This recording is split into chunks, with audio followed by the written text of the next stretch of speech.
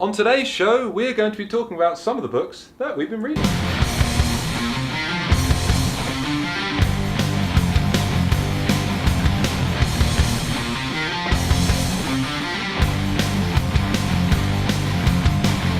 So today we are going to be talking about what we've been reading. Pardon my horrific impression of Dan there.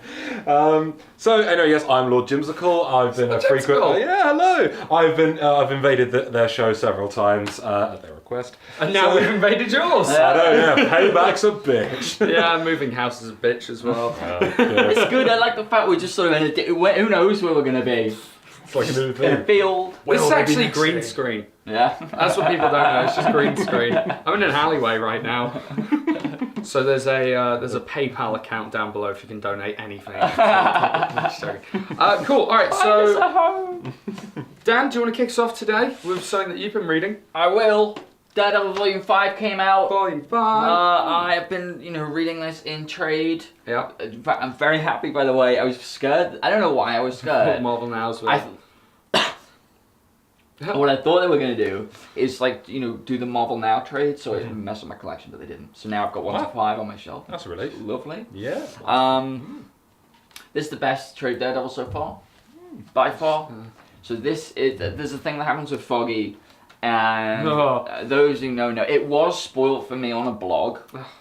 Oh wow, the art's really nice. This is that's a back of it. This is the Chris Samney style. Oh wow, that's really nice. Yeah. Have you not been reading Daredevil? Oh, I can't say I have. No, I've not read Daredevil for about this 10 run years. is so good. Pick up the trades. Yeah. This particular bit in it was my book of the month, my panel of the month with the little dinosaur because of what it's in. But I get goosebumps just thinking about it. It's so beautiful. Very similar to the Hawkeye trade from Marvel now. The art, I mean. It's not as playful. But the plot just flies.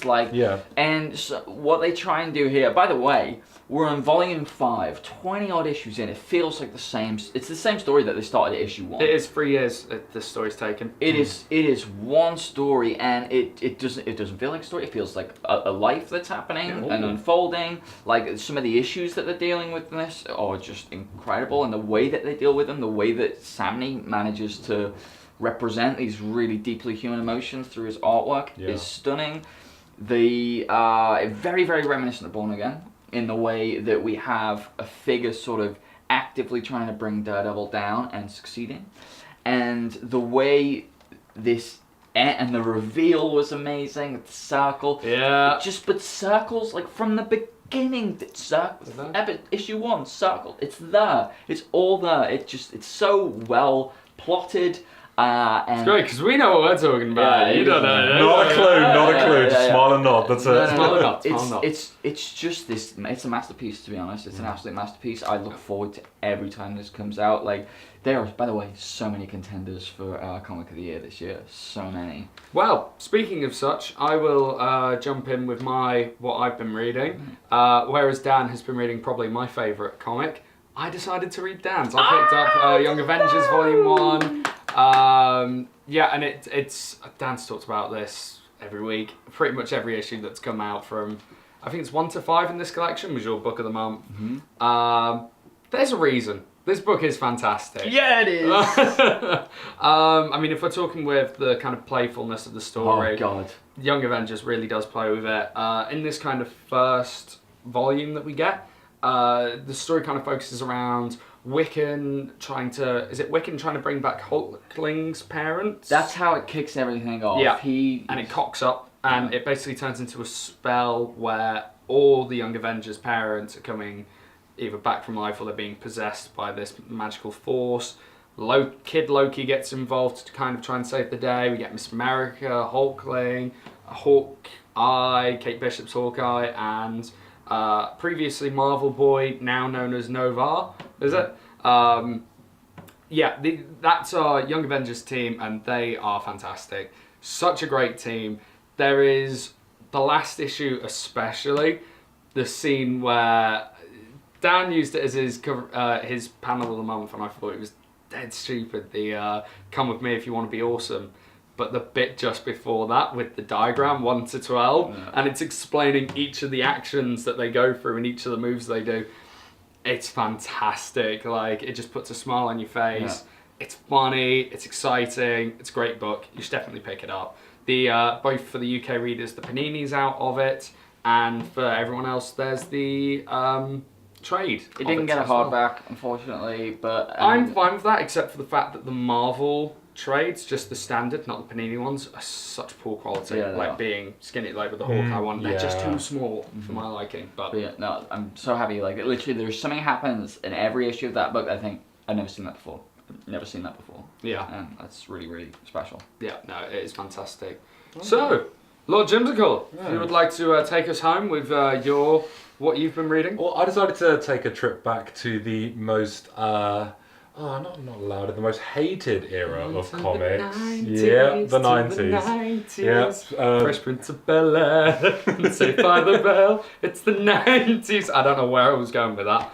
But yeah, anyway. I don't know why I'm staring at my invisible watch. Just trying to wait for you to finish. It was a Casio because it's the 90s. What? Well, basically, no, DC and Top Cow crossovers, which is yeah, I know that's a thing. You know what? You say that, dude, but it's actually really good. Like, these are sort of Liefeld era characters, but thankfully, not a single pencil of his touched these, which is great. The art is really good, and basically, I've never read much Image or Top Cow in the 90s, but I read more stuff like Valiant, so the old stuff like Harbinger, Bloodshot, there was Bloodshot as well, and there was a hardcore we read, and Turok. Turok was really good. This one is interesting. There's a character called the Darkness. I don't know. You probably know the I know the Darkness. Yeah, especially with the game over the past few years with Mike Patton doing the voice for the Darkness, which I think is pretty cool. Basically, there's 4 stories here. There's basically there is Batman and the Darkness crossover, where basically Jackie Estacado goes to Gotham to try and establish sort of a mob war type scenario, and obviously Batman, kind of comes across him and everything, and it's really good. There's this kind of thing where the kind of not so different trope, it's like, we both hide in the shadows and all this, and it's really kind of it's really good. Like, it's so different, you and I. But I mean, if that's not enough, in the following issue, he goes to Metropolis. Yeah. Now, I think that was just incredibly dumb, thinking like, a guy in a bat costume, scared us off. Like, why don't we go to a city where there's a bulletproof guy zooming all over the place? He's not going to be a threat. They don't even, it's nonsense. But I mean, it's still really good. I mean, watching Superman get epically pissed off with Jackie Estacado was just really, really amazing. But there's also Witchblade JLA. That one's really good. Oh, okay, I know of Witchblade. I mean, it's basic. I mean, again, I've only read like a couple of issues of Witchblade back in the 90s, but it is about a cop who has this Witchblade, this kind of gauntlet. I know it's just the simplicity of it. Like, of course. It's comics, dude. Come on. It's not complicated. Yeah, exactly. But it's good. I mean, basically, the whole JLA against this Witchblade thing that's attached to her arm. Wow. Is she that insane. Strong? She is very strong. Although, I won't give a spoiler away, but like, I mean, it's almost 20 years? I think spoilers are you should have read it by now. So basically, really? It manages to latch itself onto Wonder Woman. Now, can you say DC Universe is fucked? Because, if against the cop, they know, like, this basic kind of, like, street combat and using a gun and all this sort of stuff. Wonder Woman. Yeah, exactly. Someone who can kick the arse of everyone. Yeah. With that thing. Normally without it. So easily. It's really good. The art, like I said, is fantastic. I mean, like, it's got a very recognisable 90s kind of thing with it, but in a good way. I mean, then the final one was JLA and Cyberforce. Now, I don't know anything about Cyberforce from the 90s. I've never read it, but it's interesting. There is the whole kind of like all the 90s anti-hero kind of, we've all got troubled pals, we're all going to be dicks to each other. Do they all link? No, just the Batman and Superman with the Darkness one, those were linked. They're referenced. When he goes to Metropolis, it's referenced that he ran into Batman in Gotham. The other one's not linked at all, completely non-canonical. But I mean, the JLA lineup in this is the same one that was established in Grant Morrison's JLA in '97. So you've got the sort of bearded Aquaman, You've got With the Carl hook hand. Rayner with the hook hand. Yeah, you've got Carl Love hook hand, Rayner, everyone. Green Lantern, Martian Manhunter.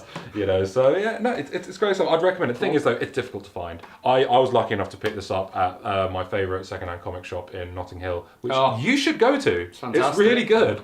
Like, yeah, it's fantastic. So if you could pick up a copy, great. You know, they might have it digitally, but maybe because of the rights, they might not. Because It might be a bit of a problem. It might be a bit of a problem, but I'd recommend it.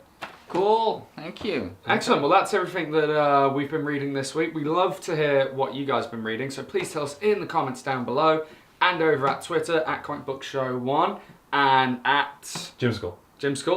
And yeah, join us later on this week. I don't know when it goes up now. We'll see you next time. Yeah. Until then. Bye! Fresh Prince of Bel-Air. Saved by the Bell. It's the 90s.